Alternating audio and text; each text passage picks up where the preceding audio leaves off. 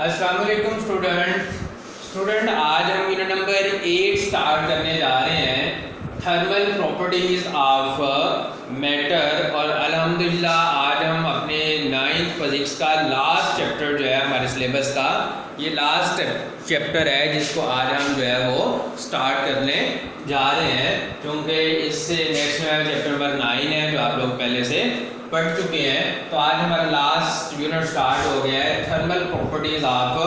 Matter के properties of matter simple हम पढ़ चुके हैं यूनिट नंबर 7 में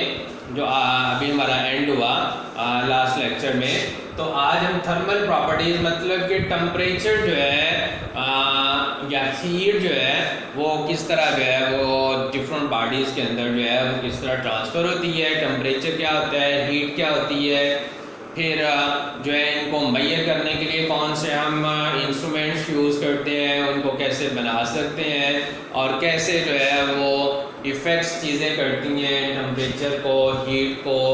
फ्यूजन, एवेपोरेशन, ये सारी चीज़ें जो है वो इस यूनिट के अंदर पढ़ेंगे, जिसमें हमारा आज का पहला टॉपिक है टेम्परेचर एंड हीट। तो सबसे हम पहले देखेंगे टेम्परेचर क्या होता है।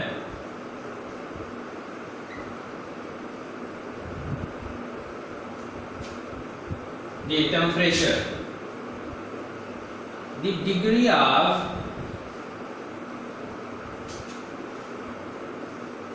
hardness or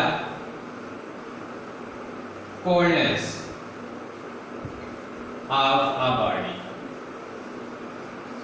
is called temperature। कोई बॉडी कितनी हार्ड है या कितनी कोल्ड है इसको हम कहते हैं टेम्परेचर। अगर कोई बॉडी बहुत हार्ड होगी तो उसका टेम्परेचर ज़्यादा होगा, अगर बॉडी जो है वो कोल्ड होगी तो उसका टेम्परेचर जो है वो कम होगा। इसकी दो एग्जांपल्स हम ले लेते हैं कि एक हम बॉइलिंग वाटर ले लेते हैं।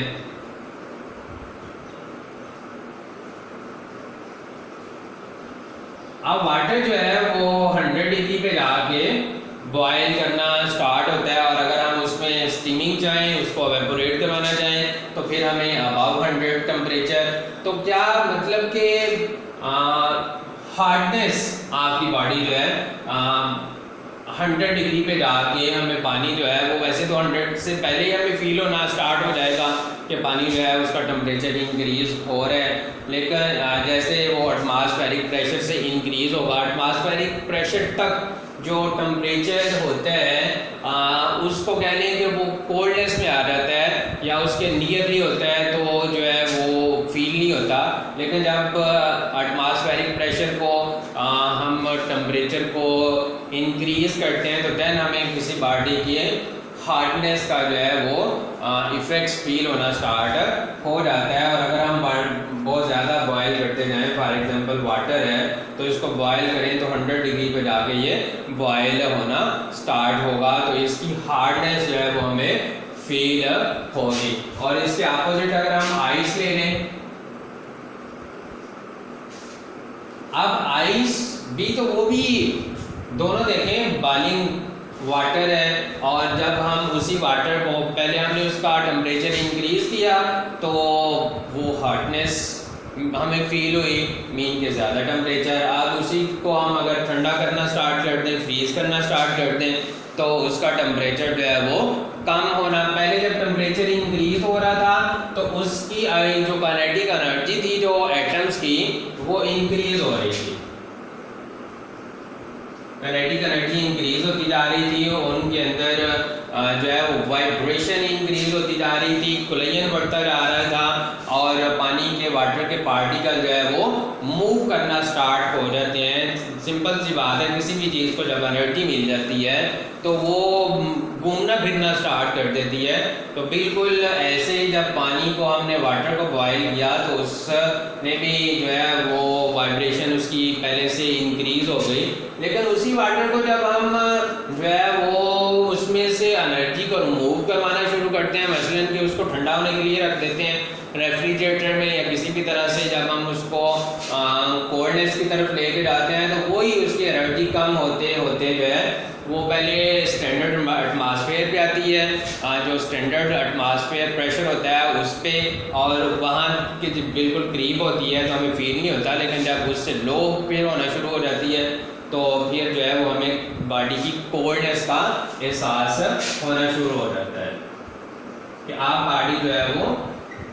कोल्ड होना स्टार्ट हो गई है, ठंडी होना स्टार्ट हो गई है। जैसे कि आइस है तो बॉडी का टेम्परेचर इंक्रीज करेगा तो हार्डनेस फील होगी, और कम करेंगे तो कोल्डनेस फील होगी। इसको कहते हैं temperature of a body. Temperature of a body mean how the body is hot और कोल्ड, कोई बॉडी कितनी हॉट है या फिर कितनी कोल्ड है, इसको कहते हैं जी टेम्परेचर। इसके और एग्जांपल फ्लेम ले लें, आग, फायर फ्लेम, उसका टेम्परेचर देखें जो है वो बहुत ज़्यादा होगा, उसको छूने से हमें फील होगा कि ये हॉट है, तो उसका टेम्परेचर ज़्यादा होगा। और उसके मुकाबले में कोई और चीज़ ले लें जिसका टेम्परेचर जो है वो कम हो, तो हमें फील होगा कि इसका जो है वो टेम्परेचर कोल्ड फील होगी, मीन कि इसका टेम्परेचर कम है। तो hardness and coldness of a body is called temperature. Next हमारे पास दूसरी टर्म थी heat.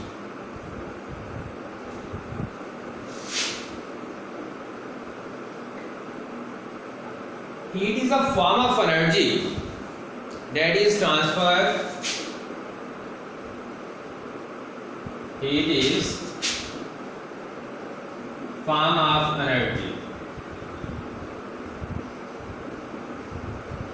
that is transferred from hot body to cold body।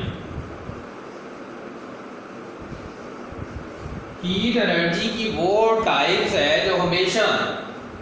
पीछे टेम्परेचर में हम पढ़े थे हॉटनेस और कोल्डनेस के बारे में। अब उन दोनों का डिफरेंस जो है दैट इज कॉल्ड हीट। तो heat is a form of energy that is transferred from hot body to cold body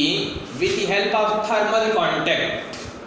heat जो है वो हमेशा हाई टेम्परेचर से लो टेम्परेचर की तरफ जो है वो ट्रांसफर होती है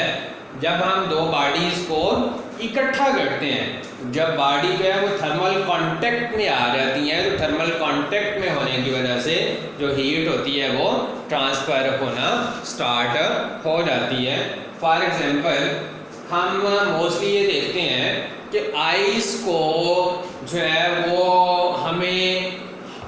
हार्डनेस से जो इस तरह कह लें कि स्टैंडर्ड एटमॉस्फेरिक प्रेशर जो है जो टेम्परेचर डेड टेम्परेचर होता है उससे जो है बचाने के लिए उसको जो है वो क्लोज किया जाता है किसी चीज़ के अंदर, कपड़े क्लोथ वगैरह के अंदर उसको लपेट के उसको कवर करके रखा जाता है ताकि डायरेक्ट जो है वो टेम्परेचर का जो है वो डायरेक्ट थर्मल ना हो उस आइस के साथ। जब डायरेक्ट थर्मल उस कांटेक्ट होगा तो बड़ी तेज़ी के साथ जो है वो आइस जो होगी वो मेल्ट होना स्टार्ट हो जाएगी। तो इस तरह से हम जो है वो डायरेक्ट कांटेक्ट अगर नहीं होगा तो बहुत कम हीट जो है वो ट्रांसफ़र होगी, लेकिन अगर डायरेक्ट कांटेक्ट कर देंगे दो चीज़ों को तो डायरेक्ट कांटेक्ट से बड़ी जल्दी के साथ जो है वो हीट जो है वो ट्रांसफ़र होगी। फॉर एग्जांपल आप पानी वाटर ले लें, उसको बॉयल करें, बॉयल करेंगे तो उसका टेम्परेचर इंक्रीज़ हो जाएगा, तो उसके अंदर हम किसी कोल्ड थिंग को जो ठंडी जिसका टेम्परेचर कम था उस चीज़ को अंदर उसके डिप करें तो हम फील करेंगे कि जब वो उसके अंदर चली गई मीन के उनका कांटेक्ट जो है वो एक दूसरे के साथ हुआ, उनके पार्टिकल एक दूसरे के साथ टच हुए, तो जो बॉडी हमने वाटर के अंदर डाली वो बड़ी तेज़ी के साथ जो है वो गर्म हो जाएगी, उसका टेम्परेचर भी इंक्रीज़ होगा। क्या हुआ, एनर्जी ट्रांसफ़र हो जाएगी। जो वाटर के पास एनर्जी थी, वाटर का टेम्परेचर कम था, जो भी हमने चीज़ उसके अंदर डाली, फॉर एग्जांपल हम मेटल स्पून ही उसके अंदर डिप करते हैं तो वो बड़ी जल्दी से गर्म होना स्टार्ट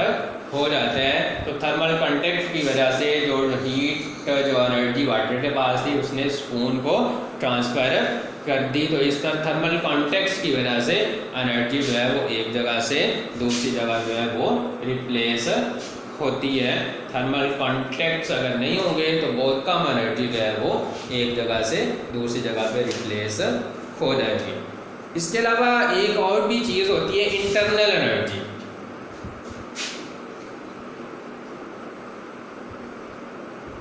इंटरनल एनर्जी